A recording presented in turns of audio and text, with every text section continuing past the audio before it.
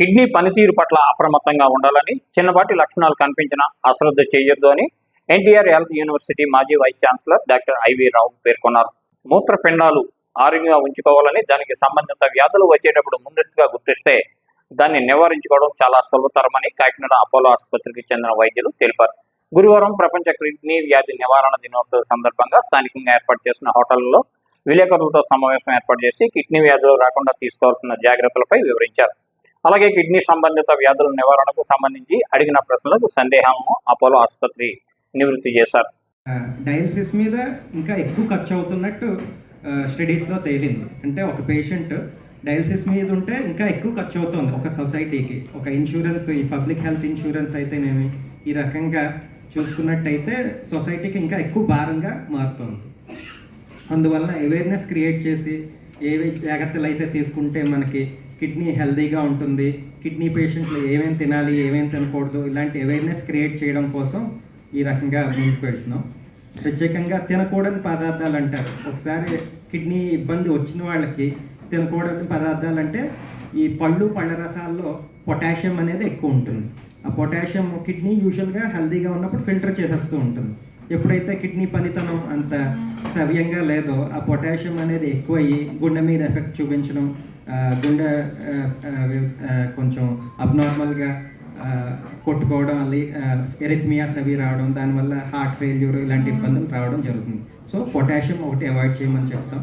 అదేవిధంగా ఫాస్ఫేట్ అంటే మాంసాకృతులు లేదు కూల్ డ్రింక్స్ ఇలాంటి వాటిలో ఫాస్ఫేట్ అనేది అక్యుములేట్ అవుతూ ఉండడం జరుగుతుంది.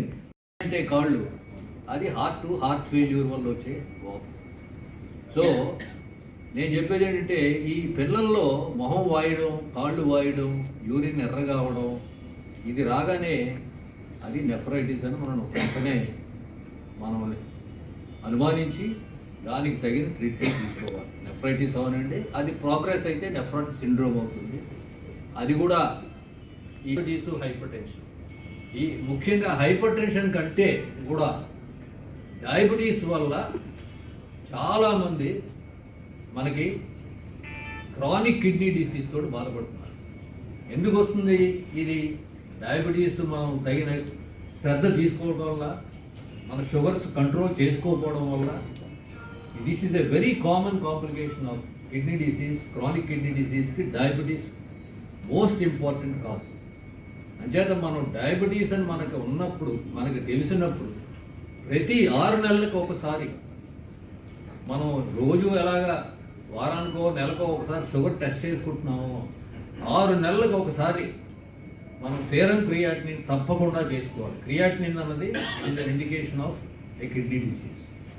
సో ఈ సీరం క్రియాటినిన్ అన్నది 6 నెలలకు ఒకసారి టెస్ట్ చేసుకుంటూ ఎలాగుంది, అది 1 నుంచి 1.2, 1.5, 1.6, 2 అలా పెరుగుతుందా లేకపోతే కంట్రోల్లో మెయింటైన్ అవుతుందా అన్నది మనం చూసుకోవాలి.